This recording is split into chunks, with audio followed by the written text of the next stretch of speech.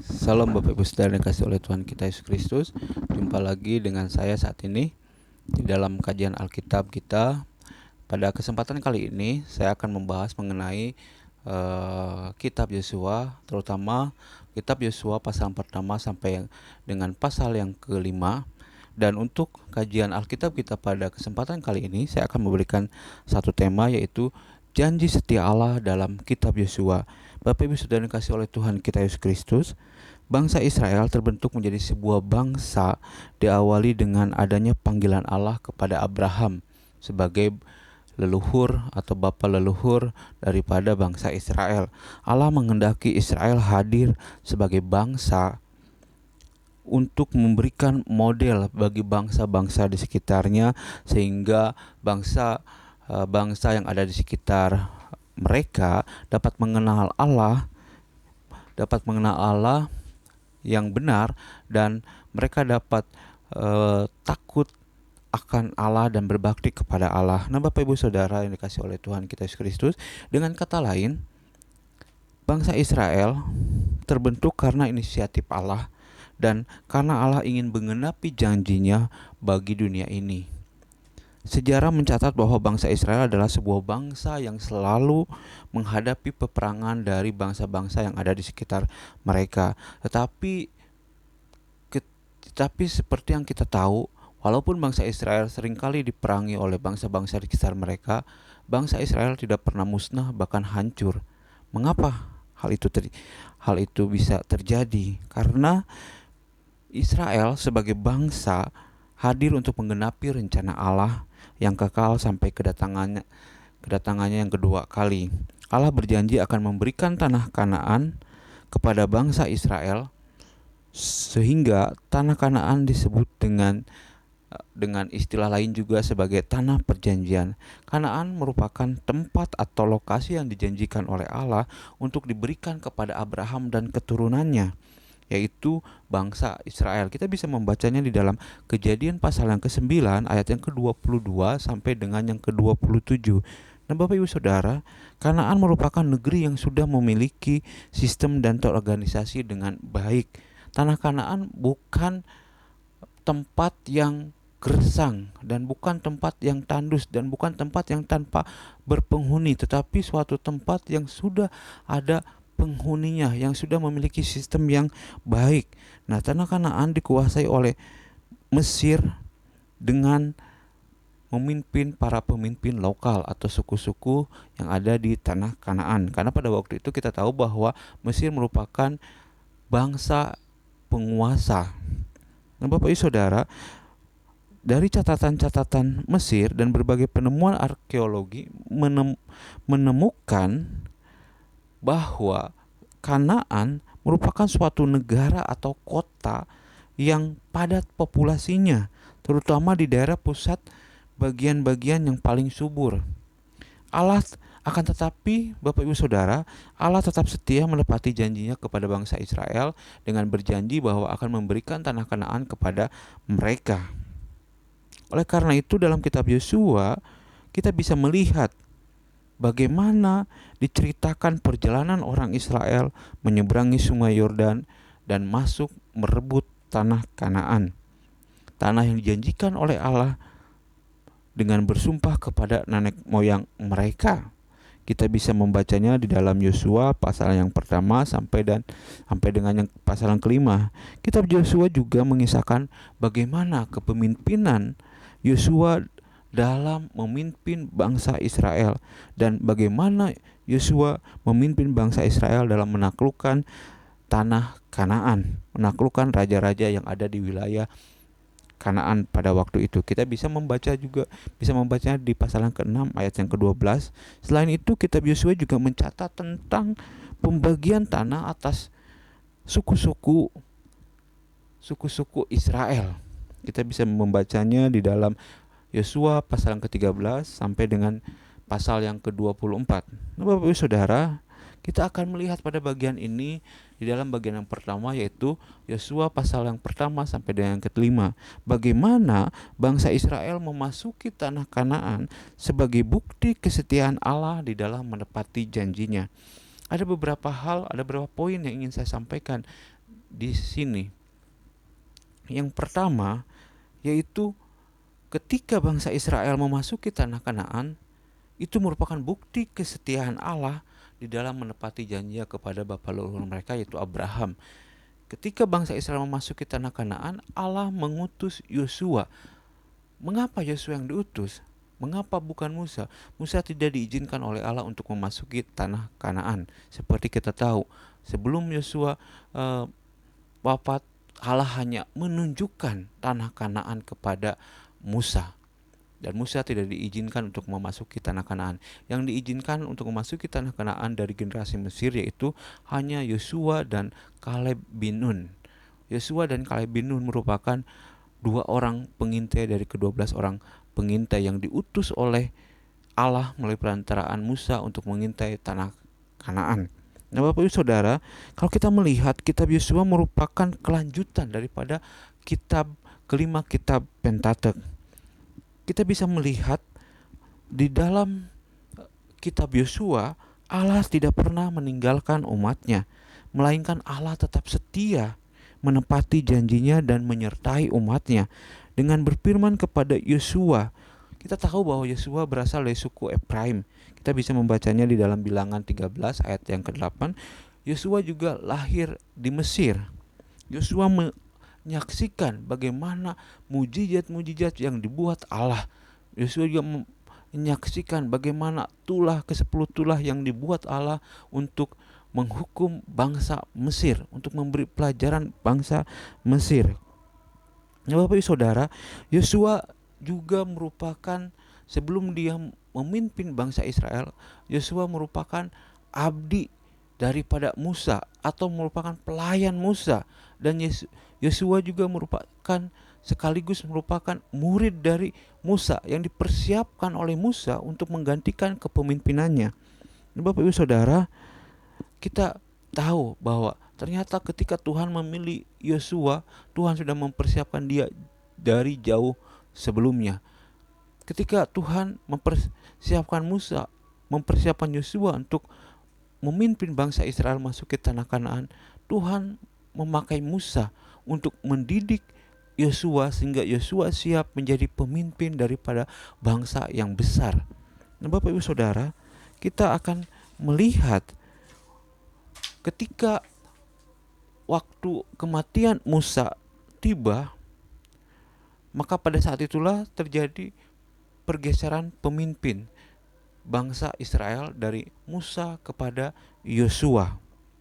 Dan melalui Yosua lah bahwa Tuhan menentukan bangsa Israel untuk bisa menaklukkan tanah Kanaan.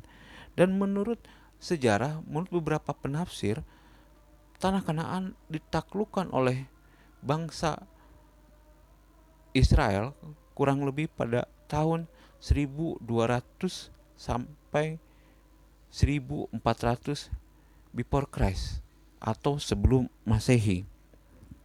Nah, Bapak Ibu Saudara, pada waktu itu kita tahu bahwa bangsa Israel dipimpin langsung oleh Tuhan. Bangsa Israel merupakan bangsa yang teokratis, di mana Allah yang langsung memimpin bangsa Israel. Nah, Bapak Ibu Saudara, kita kembali kepada Yosua. Arti daripada nama Yosua di dalam bahasa Ibrani memakai kata Yehoshua, atau di dalam bahasa Yunani memakai kata Yesus. Artinya apa? Artinya penyelamat. Dalam hal ini Allah memakai Yosua untuk menyelamatkan bangsa Israel. Nah, di dalam pasal pertama ayat yang kedua, Tuhan memberi perintah kepada Yosua untuk menyeberangi sungai Yordan. Firman Tuhan berkata demikian, sebab itu bersiaplah sekarang, karena Musa sendiri tidak diperkenankan oleh Tuhan membawa umat Israel masuk ke tanah suci. Kita bisa melihatnya juga di dalam Bilangan pasal yang ke-20 ayat yang ke-12, kemudian di dalam Ulangan pasal yang ke-34 ayat yang ke-4. Nah, Bapak Ibu Saudara, dalam ayat tersebut tidak ada soal perebutan tanah suci dengan kekerasan. Tuhan akan memberikan tanah Kanaan kepada bangsa Israel. Tuhan memakai Yosua untuk memperlihatkan kuasanya kepada semua orang.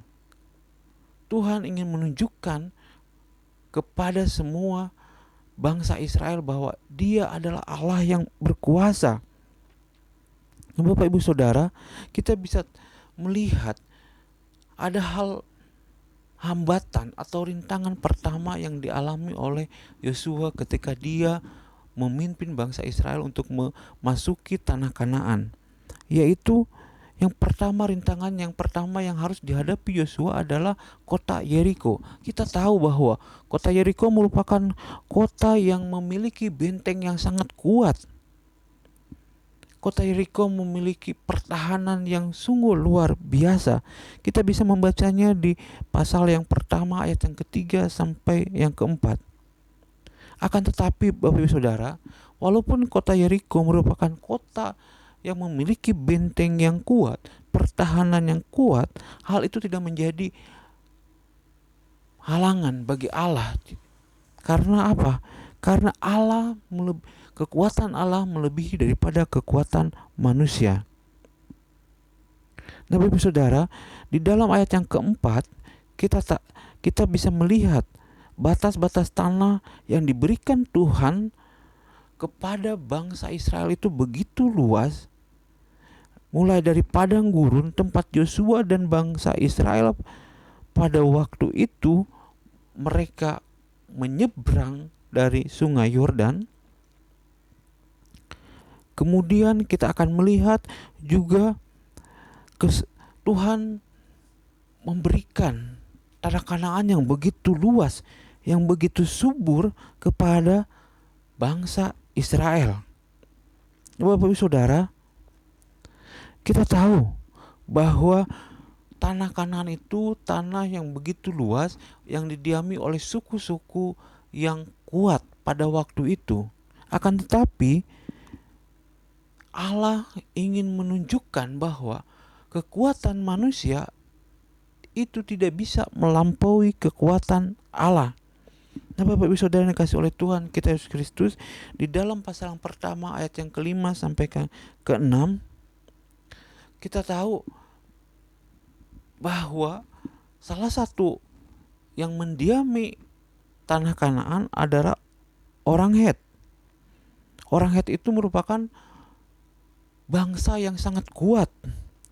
Kemudian muncul suatu pertanyaan, bagaimana umat Israel dapat menduduki tanah Kanaan yang dikuasai oleh bangsa lain? Tuhan menyampaikan kepada Yosua dan bangsa Israel bahwa tidak ada kekuatan manusia yang bisa mengalahkan atau yang bisa melampaui daripada kekuatannya. Bapak Ibu Saudara yang dikasihi oleh Tuhan kita Yesus Kristus, Allah menyertai Yosua seperti Allah menyertai Musa. Allah berjalan bersama dengan Yosua dan bangsa Israel untuk menaklukkan tanah Kanaan. Tuhan menyertai Yosua dan Tuhan memakai Yosua untuk memimpin bangsa Israel. Tetapi yang Allah inginkan dari Yosua adalah bahwa Yosua harus menjadi orang yang kuat, orang yang teguh. Hal itu Tuhan sampaikan kepada Yosua dan diulangi beberapa kali. Kita bisa melihat, kita bisa membacanya, pernyataan Tuhan yang diulang-ulang itu di dalam ayat yang ke-6, ayat yang ke-7, ayat yang ke-9 dan ayat yang ke-18 pada pasal yang pertama. Yang dituntut oleh Tuhan di sini bukanlah suatu keberanian menurut kemampuan manusia, melainkan suatu kepercayaan penuh terhadap janji-janji Allah. Kalau Yosua menjadi tawar hati di dalam ayat yang ke-9, hal tersebut berarti Yosua menjadi kurang percaya akan firman yang sudah Allah sampaikan. Ada dasar yang kuat bagi Yosua untuk percaya kepada Allah karena apa? Karena Allah sendirilah yang telah mengangkat Yosua untuk memimpin bangsa Israel memasuki tanah perjanjian. Tuhan berjanji, Tuhan sudah bersumpah untuk memberikan tanah Kanaan yang penuh dengan susu dan madu kepada bangsa Israel jauh sebelum mereka terbentuk menjadi suatu bangsa, yaitu kepada bapa leluhur mereka, seperti yang tadi saya katakan, yaitu kepada Abraham. Kita bisa melihatnya di dalam Kejadian pasal yang ke-15 ayat yang ke-18, Kejadian pasal yang ke-24 ayat ke-7, Keluaran 32 ayat yang ke-13. Janji dengan sumpah pada hakikatnya itu sudah merupakan suatu pernyataan yang kuat, penegasan yang diberikan oleh Tuhan kepada bangsa Israel. Nah, Bapak Ibu Saudara dikasih oleh Tuhan kita Yesus Kristus, di dalam pasal yang pertama ayat yang ke-7 sampai ke-8, Yosua dapat menyatakan kepercayaannya kepada Allah dengan menjalankan seluruh hukum yang sudah diperintahkan oleh Allah, yang sudah diberikan oleh Allah kepada bangsa Israel melalui perantaraan Musa, yang kita kenal dengan 10 hukum Tuhan. Nah, Bapak Ibu Saudara, di dalam hal ini Yosua harus mentaati semua perintah, semua apa yang diperintahkan oleh Allah, baik itu kepada Musa maupun kepada dirinya maupun kepada bangsa Israel. Yosua menjadi penanggung jawab atas hal tersebut. Nah, Bapak Ibu Saudara yang dikasihi dalam Tuhan kita Yesus Kristus, kita tahu bahwa perintah Tuhan kepada Yosua adalah sama juga dengan perintah Tuhan kepada bangsa Israel. Yosua harus berlaku sesuai dengan segala petunjuk yang diberikan Allah kepadanya. Dan Yosua juga harus menjadi pelantara antara Allah dengan bangsa Israel. Nah, Bapak Ibu Saudara yang dikasihi oleh Tuhan kita Yesus Kristus, di dalam pasal yang pertama ayat yang ke-9 sekali lagi, perintah yang diberikan oleh Allah kepada Yosua supaya dia kuat dan teguh, supaya Yosua tidak takut di dalam memimpin bangsa Israel yang begitu besar. Tuhan mengulangi pernyataannya tersebut. Itu artinya apa? Tuhan menegaskan kepada Yosua bahwa Allah akan menyertainya. Allah akan menyertai kepemimpinan Yosua atas bangsa Israel. Kita bisa membacanya di dalam pasal yang pertama ayat yang ke-10 sampai 11. Dan tanpa ragu-ragu sedikit pun Yosua menjalankan perintah yang diberikan oleh Allah kepadanya.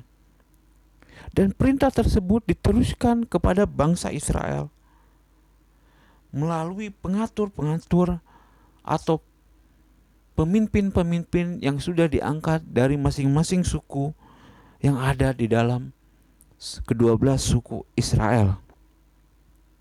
Menurut keterangan kitab Yosua, dijelaskan bahwa tanah Kanaan merupakan tanah tanah yang subur, tanah yang berlimpah susu dan madunya. Oleh karena itu, janji Tuhan yang diberikan kepada Abraham itu bukan hanya sebatas omong kosong belaka, tetapi benar-benar suatu janji yang begitu luar biasa yang digenapi dari jauh sebelumnya. Nah, Bapak Ibu Saudara yang kasih oleh Tuhan kita Yesus Kristus, di dalam pasal yang ke-12, sesudah Yosua memberi perintah kepada seluruh bangsa Israel untuk bersiap di dalam menyeberangi sungai Yordan, kemudian Yosua berkata kepada Ruben, orang Gad, dan suku Manasye yang setengah, dua setengah suku tersebut dahulu diberi izin oleh Musa untuk menetap di sebelah timur sungai Yordan, tetapi dengan syarat mereka harus ikut serta dengan suku-suku Israel lainnya dalam merebut tanah perjanjian. Dalam hal ini adalah tanah Kanaan. Kita bisa membacanya di dalam Bilangan pasal yang ke-32. Kemudian di dalam Yosua pasal yang pertama ayat yang ke-13 sampai dengan ke-15, Yosua mengingatkan kedua setengah suku tersebut akan perintah Tuhan yang diberikan melalui perantaraan Musa. Tuhan sudah mengaruniakan keamanan kepada mereka, mendahului suku-suku Israel yang lainnya, dan sudah memberikan tanah di seberang sungai Yordan kepada mereka. Kita bisa membacanya di ayat yang ke-14 dan yang ke-15. Di sebelah matahari terbit, atau dengan kata lain, di sebelah timur sungai Yordan. Dilihat dari sudut pandang penulis dari kitab Yosua, hal ini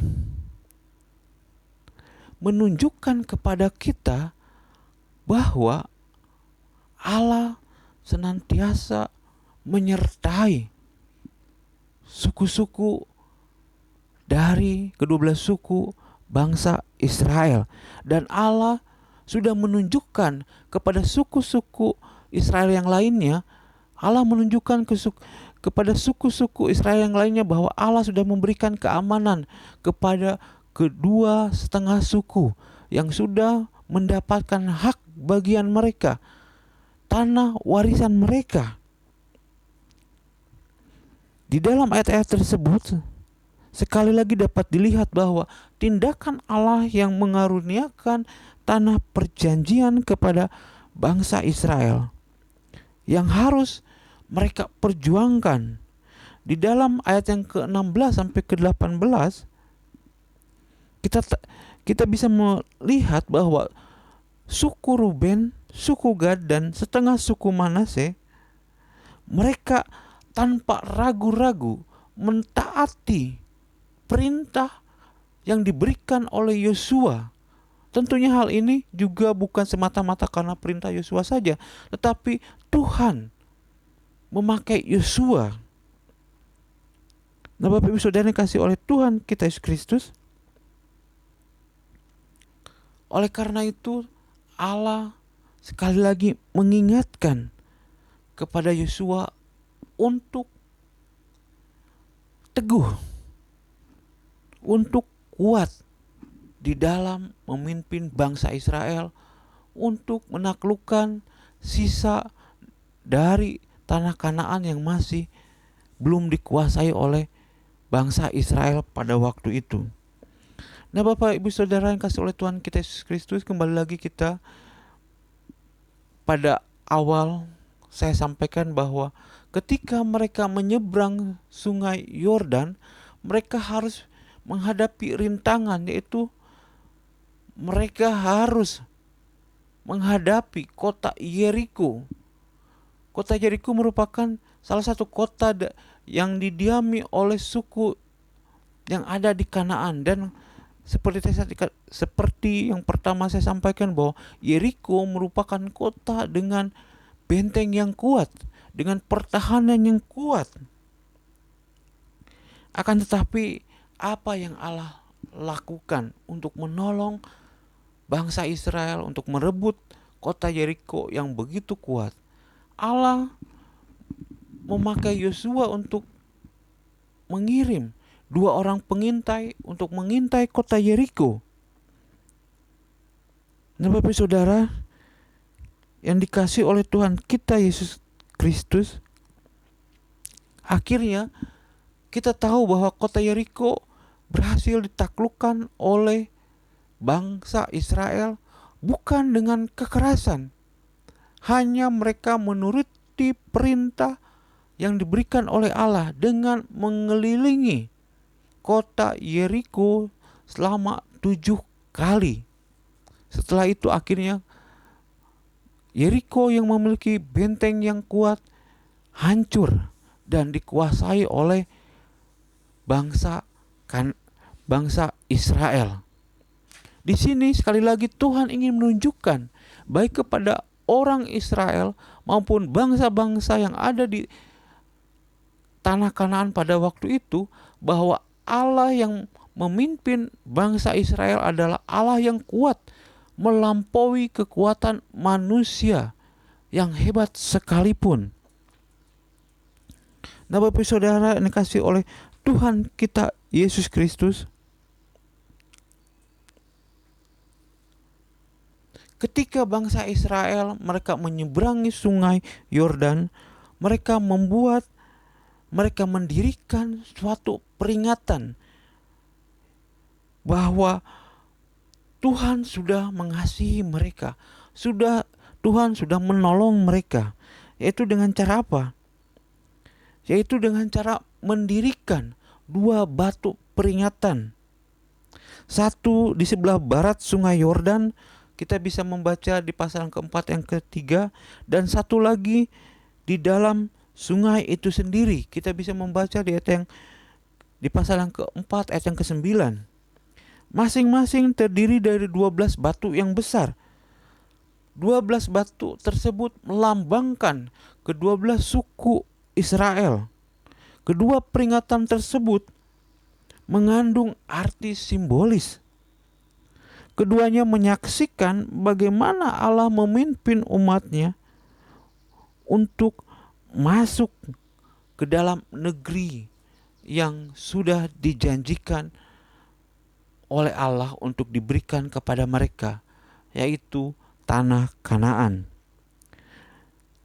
Perkataan melalui memiliki arti yaitu masuk dan keluar.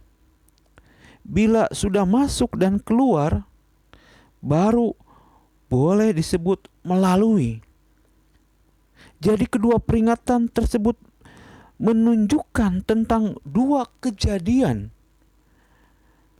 Masuknya bangsa Israel ke dalam sungai Yordan dan keluar dari dalam sungai tersebut. Israel benar-benar telah sampai ke dasar sungai Yordan. Sebab kalau bukan demikian, bagaimana tiang batu yang begitu besar tersebut dapat berada di tengah-tengah sungai? Bangsa Israel benar-benar telah keluar dari sungai Yordan dan masuk ke tanah Kanaan. Itulah sebabnya mengapa batu-batu peringatan tersebut didirikan di Gilgad. Nah, Bapak Ibu Saudara, selanjutnya bangsa Israel menguasai Gilgad. Ketika bangsa Israel menguasai Gilgad, itu merupakan bentuk kesetiaan Allah yang diberikan, yang ditunjukkan kepada bangsa Israel. Bangsa Israel diperintahkan oleh Tuhan untuk bersunat. Tujuannya apa? Untuk melakukan sunat. Semua orang Israel untuk melakukan sunat sebagai bentuk perjanjian antara Allah dengan umatnya. Setiap orang Israel harus mempunyai tanda pada tubuhnya yang telah menyatakan bahwa mereka telah diasingkan bagi Tuhan. Meskipun kebanyakan lambang tersebut tidak diterangkan artinya kepada orang Israel. Namun mengenai persunatan tidaklah demikian, Bapak Ibu Saudara. Musa sudah menjelaskan arti daripada sunat, yaitu selain sunat secara lahiriah, Musa juga menjelaskan bahwa mereka harus juga melakukan sunat hati, dan mereka juga diingatkan untuk tidak menjadi tegar tengkuk. Kita bisa membaca di dalam Ulangan pasal yang ke-10 ayat yang ke-16.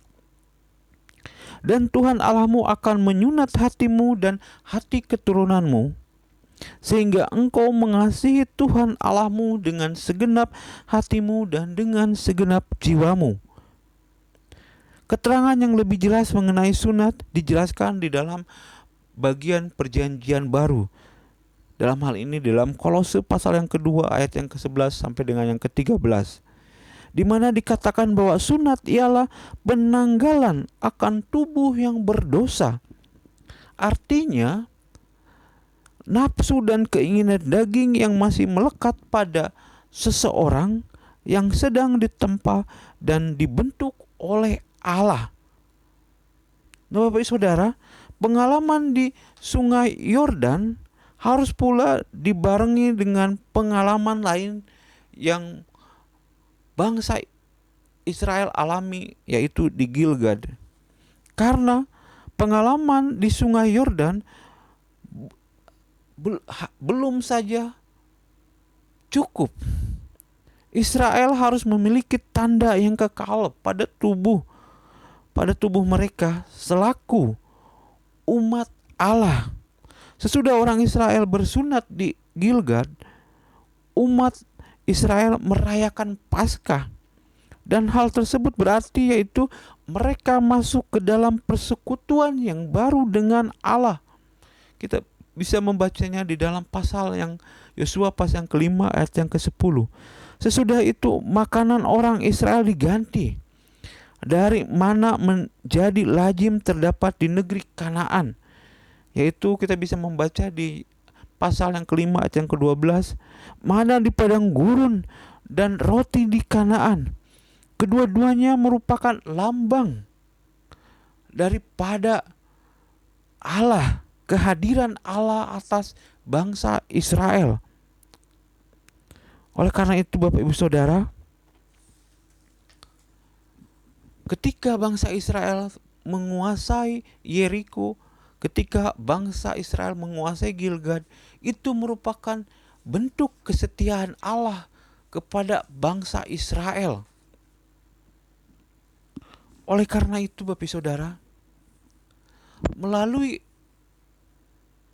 kajian Alkitab kita pada saat ini, kita diajarkan, kita diingatkan bahwa Allah itu setia terhadap umatnya. Allah setia kepada orang-orang yang percaya kepadanya. Oleh karena itu, janganlah kita sekali-kali meninggalkan Allah yang setia, yang sudah setia kepada kita, meskipun kita sering kali tidak setia kepada Allah. Mari Bapak Saudara, apapun yang terjadi dalam kehidupan kita, kita tetap setia kepada Allah. Kita tetap mengikut Allah. Kita tetap percaya kepada Yesus Kristus sebagai Tuhan dan Juru Selamat kita. Sebagai Tuhan yang menyelamatkan kita, yang akan memberikan kepada kita hidup yang kekal. Dan kita meyakini bahwa janji Tuhan itu adalah ya dan amin. Untuk kajian Alkitab kita pada saat ini, yaitu bukti kesetiaan Allah kepada Israel, ditunjukkan dengan Allah menolong bangsa Israel untuk merebut kota-kota yang kuat dan besar tanpa kekerasan. Hanya mereka disuruh taat akan perintah yang diberikan oleh Allah kepada mereka untuk mereka lakukan. Amin.